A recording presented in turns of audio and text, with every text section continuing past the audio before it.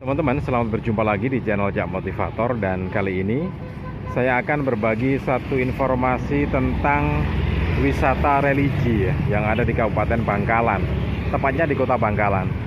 Di Kota Bangkalan ini ada 3 tempat wisata religi sebenarnya. Yang pertama, yang paling utama itu, yang paling terkenal memang di makam Waliullah Mbah Syekhona Kholil ya. Kemudian yang kedua itu ada makam Waliullah juga agak ke selatan sedikit, yaitu makam Sayyid Abdullah dan Sayyid Syarifuddin, ada di sekitar 500 meter ke arah selatan. Nah, ini sekarang saya berada di makam Waliullah Mbah Syekhona Kholil ya. Ini kondisinya kalau di sore hari semacam ini ya, bisa kita lihat ini dari arah belakang ya. Jadi bukan dari belakang, ada di belakang masjid, tepatnya di lapangan parkirnya. Dari lapangan parkir kondisinya semacam ini. Nah, kita akan mengarah ke makam yang lainnya, Waliullah yang lainnya, Sayyid Syarifuddin. Jadi agak bergerak ke selatan ke arah sana ya. Nanti akan kita lihat jalannya seperti apa. Baik teman-teman, kita akan lihat seberapa dekat sebetulnya makam Waliullah Sayyid Syarifuddin dan juga Sayyid Abdullah ya, betapa dekatnya dengan makam Mbah Syekhona Kholil. Kita akan bergerak ke arah selatan sedikit saja. Teman-teman, biasanya para peziarah atau pelaku perjalanan wisata religi ini, selain dari Mbah Syekhona Kholil, ini langsung ke arah selatan ya. Biasanya lapangan parkirnya tetap di situ, kemudian mereka bergerak berjalan. Jadi nggak terlalu jauh, karena di kanan kiri ini masih pemukiman dan ada penginapannya juga. Nah, ini kalau pakai motor perjalanannya semacam ini. Jadi sangat dekat sebetulnya.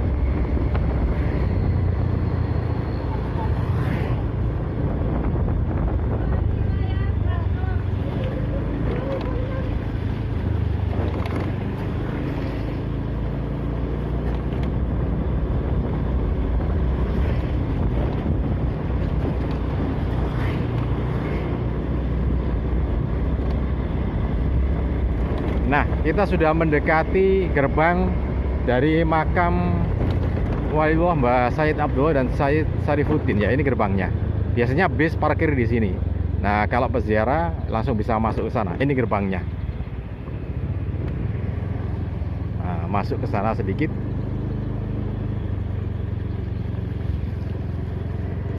Nah, biasanya mereka yang berziarah ke sini adalah orang-orang atau tokoh-tokoh ulama yang sedang dalam proses atau ingin mendirikan pondok pesantren, mendirikan masjid, ataupun mendirikan yang bersifat bangunan dan juga yang bersifat keorganisasian. Biasanya mereka akan berziarah ke sini. Nah, ini dia kondisinya semacam ini ya.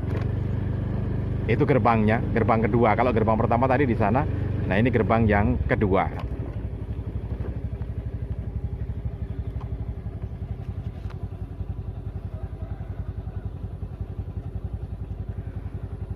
Nah, ini masyarakat sini menyebutnya sebagai bujuk sara ya, bujuk sara. Bujuk itu ya makam gitu ya. Oke, nanti akan kita kupas lagi ya, ada apa di dalam sana. Baik teman-teman, kita sudah berada di depan gerbang makam Waliullah Mbah Sayyid Abdullah dan Sayyid Syarifuddin ya. Jadi ini kalau di sebelah sini ini SMK Bangkalan. Kemudian ini pas di belakangnya makamnya Waliullah Mbah Sayyid Syarifuddin dan juga Sayyid Abdullah. Nah, banyak yang berziarah ke sini, dan berdasarkan informasi dari juru kunci, kemudian juga para peziarah, kenapa sih mereka berziarah ke sini, ke makam Mbah Sayyid Abdullah dan Sayyid Syarifuddin ini? Ada satu hal yang menarik, kenapa mereka jadi jujukan di sini, dan kenapa kemudian banyak yang berziarah ke sini adalah mereka yang ingin mendirikan pondok pesantren, mendirikan masjid, mendirikan sekolah, madrasah dan lainnya gitu ya. Karena asal muasalnya Mbah Sayyid Syarifuddin dan Sayyid Abdullah ini adalah mereka ini tokoh, bukan tokoh tapi memang ulama yang berasal dari Jawa Tengah ketika zamannya Bangkalan masih kesultanan ya. Jadi masih diperintah oleh Sultan Abdul Qadirun. Jadi waktu itu sekitar tahun 1700-an, 1800-an, Sultan Abdul Qadirun itu mendirikan Masjid Agung Bangkalan ya. Jadi itu memang didirikan oleh Sultan Abdul Qadirun. Jadi Sultan di Bangkalan sini berziarah, baru saja lewat. Jadi mendirikan Masjid Agung Bangkalan. Nah, setiap bangunan itu kan ada soko guru utama atau tiang utama gitu ya. Nah, pada waktu itu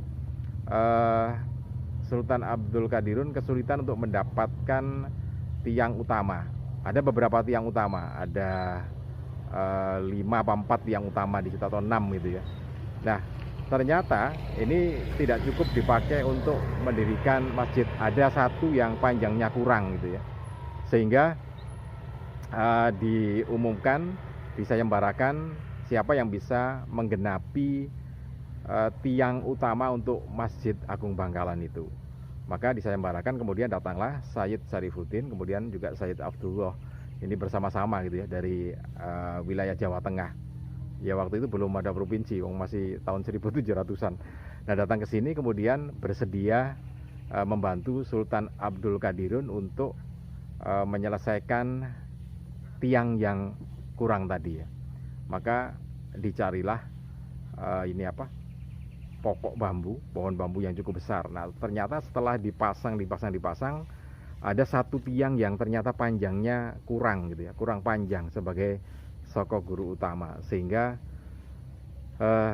Sayyid Syarifuddin dan Sayyid Abdullah ini karena sudah tidak dapat menemukan pohon lagi yang sebesar dan sepanjang itu, akhirnya yang kurang tadi kemudian ujungnya dibungkus dengan kain putih, kemudian Sayyid Syarifuddin dan Sayyid Abdullah ini berdoa gitu ya, berdoa supaya tiang ini jadi cukup untuk tiang utama dari Masjid Agung Bangkalan.